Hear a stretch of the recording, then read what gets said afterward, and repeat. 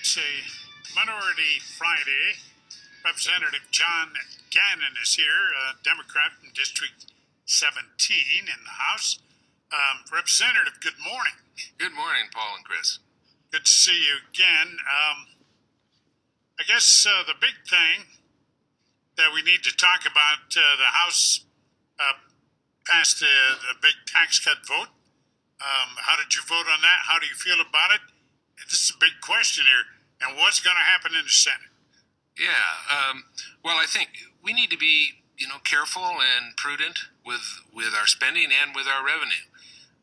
We need to make sure that education is funded. That I think is a priority for everybody, to make sure that K-12 and the post high school education has adequate funding. We have the career ladder that we're committed to as a legislature, and so I think it's premature to start cutting taxes until we're sure we're going to have that money. Another aspect to this is our debt.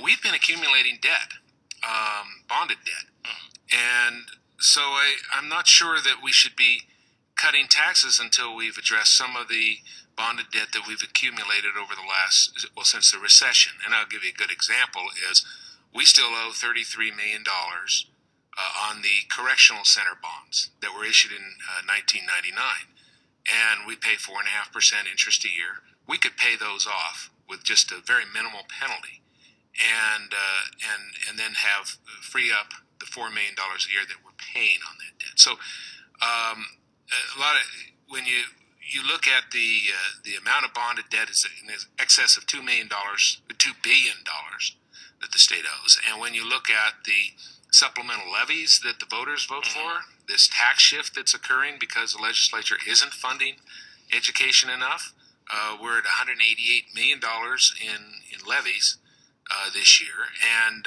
when you look at that, this tax shift and the debt, and the issue of, are we really going to have all this extra money? We had it before, and it kind of went away.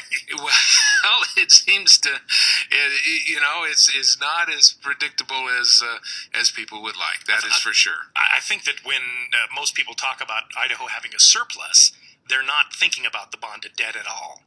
Well, yes, absolutely.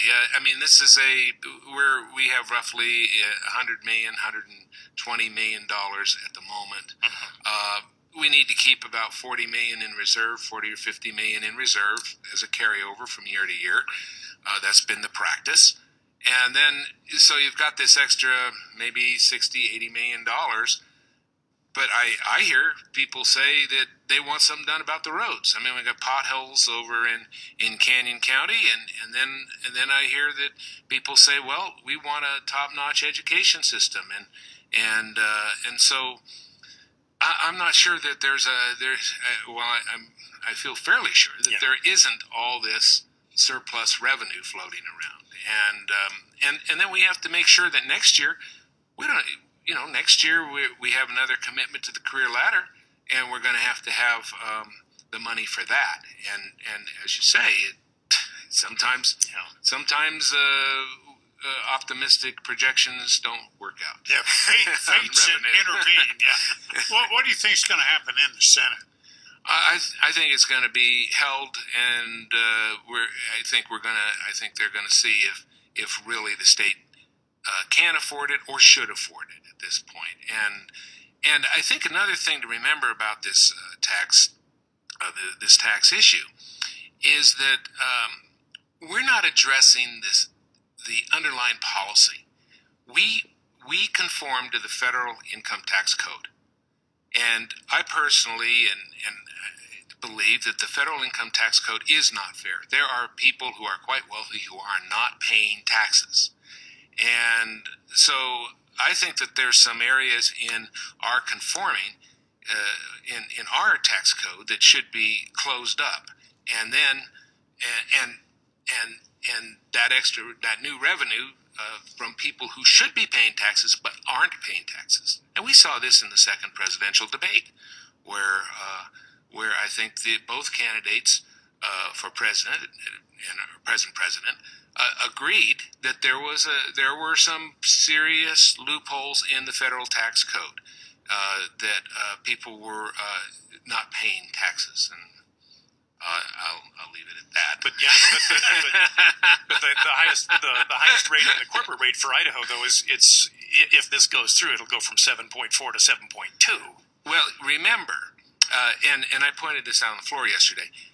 Remember that we allow a family of four personal exemptions and standard deduction. If you took 4 personal exemptions and a standard deduction, your first $28,800 is exempt from that, from taxes. You take $28,800, you just not touching it.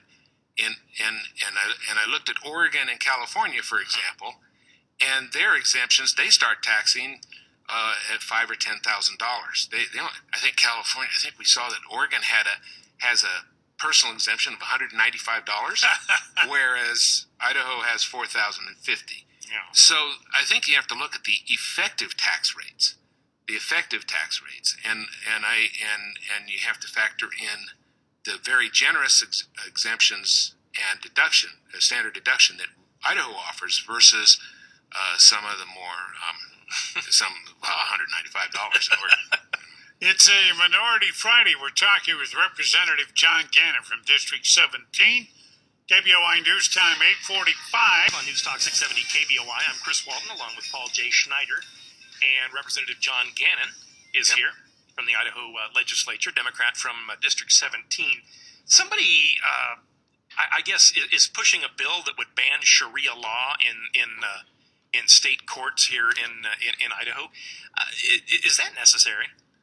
Well, I haven't seen that bill. Yeah. And I think I saw it last year, and it went considerably farther than that. But no, our court. Well, I don't think it's necessary. I don't know any. I mean, we practiced American constitutional law in our courts, and as far as I know, yeah. So I'm not, and I'm not familiar with the exact parameters in that bill, but it does sound like one of those that I is looking for a problem. Yeah, the way it was explained to me is it's kind of a preemptive type of thing. We don't have this problem right now, but if a judge one day decides that he'll just go ahead and defer to Sharia law, it should be in the Constitution of the state that he can't do that. And I thought, well, okay. I don't know what to say. I've known judges, many of these judges and the judicial system for 35 years, and I just can't imagine one of our judges deciding tomorrow morning that, or today that they're going to. I mean, it just doesn't make any sense, and it'd be totally unconstitutional or illegal to do that anyway. I mean, we have some look. We have problems in our state, in our country, and I think some of these, a bill like that is diverting us from the real problems, which, and that is our education, our transportation. I mean, what's that going to do to fix the potholes? Okay. Speaking of education, how do the Democrats feel about local control of schools and school districts versus maybe state or federal control? Well, I've been an advocate for local control ever since I've been involved. I was very involved in the Boise School Bond in 2006, and my kids went to Monroe, South, and Bora, and I like being able to go out to the school board and in fact, Todd here went to school with my daughter. Oh yeah, yeah. So there you go. He turned out all right. Well, he's working here, so that he's working here. Yeah, and but I like being able to go out to the school board rather than going down to the Department of Education, State Department, and looking at and arguing about a regulation or going to Washington D.C. And by the way, I did go to the school board a couple of times during those years. House State Affairs yesterday put forth a law which bans electronic pull tabs from the Lottery Commission. Right. They did like 31 million last year. Kind of look like slot machines. We kind of went through this before, and they're not based on pari-mutuel like the historic racing machines were. And we wondered at the time how these machines and other machines that look like slots and are advertised as slots on Indian reservations can survive when historical racing machines were singled out and booted out. How do you feel about this? I think there's no question in my mind we have to be fair across the board. And if these lottery machines are similar to the historical horse racing machines, then they're going to have to suffer the same fate. I mean, we can't prefer the government over horse racing, the horse racing industry, and so I'm going to have to be fair. And that is not my committee, and I'm not familiar with those machines. But I can tell you that if they're substantially similar, then they're going to have to go. Because now, as far as the tribal machines, on the reservations, Nez Perce and Coeur d'Alene's, that's a federal issue, Right. But I think their machines have to coincide with the state. There is some law there, Yeah.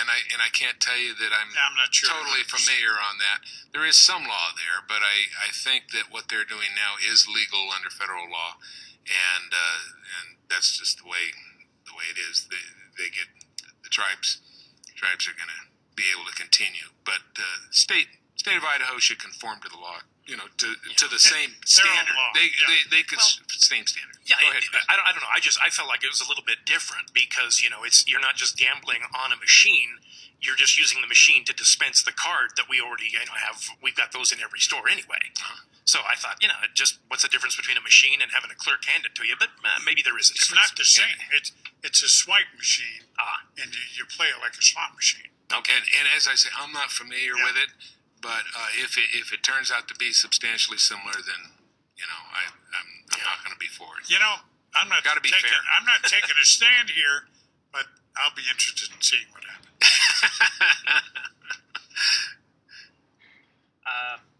We've also got, right now we're feeding elk and things because of the cold weather, and Democrats fine with that, same as Republicans. I think so. Okay. Yeah. I mean that's See, a that's tough, another unexpected expense, right? It is. It For your is. tax. And talking about going back to tax cut a little bit. That's a possible expense. We're going to have changes in the Affordable Care Act, obviously, at the federal level. I don't know how that's going to affect some of the programs that the state has. And one other thing about the tax cut I didn't mention is, or the tax change, I call it, because is that it really isn't that much of a tax cut for the middle class and for working folks. So, Representative Gannon, we thank you for your time this morning okay. on Minority Friday on KBOI.